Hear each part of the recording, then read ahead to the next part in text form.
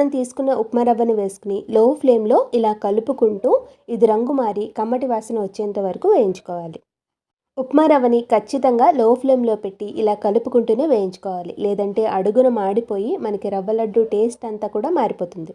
రవ్వ ఇలా బాగా వేగిన తర్వాత మనం గ్రైండ్ చేసుకున్న కొబ్బరిని వేసుకుని ఒక్కసారి అంతా బాగా కలుపుకుని స్టవ్ ఫ్లేమ్ని ఆఫ్ చేసేసుకోవాలి. స్టవ్ ఫ్లేమ్ని ఆఫ్ చేసిన తర్వాత ఇది చల్లారిపోకుండా ఉండడం కోసం గరిటెతోటే ఇలా గట్టిగా ప్రెస్ చేసుకుని పెట్టుకోవాలి. ఇప్పుడు మనం తీసుకున్న 1 కప్పు బొంబాయి రవ్వకి అరకప్పు పంచదార అయితే కరెక్ట్గా సరిపోతుంది. మీరు స్వీట్నెస్ని బట్టి చూసుకుని వేసుకోండి. నేనైతే ఇక్కడ 1 టేబుల్ స్పూన్ పంచదారని పక్కకు పెట్టుకుని మిగతా దాన్ని మిక్సీ జార్లో వేసుకుని మెత్తటి పౌడర్ కింద చేసుకున్నాను.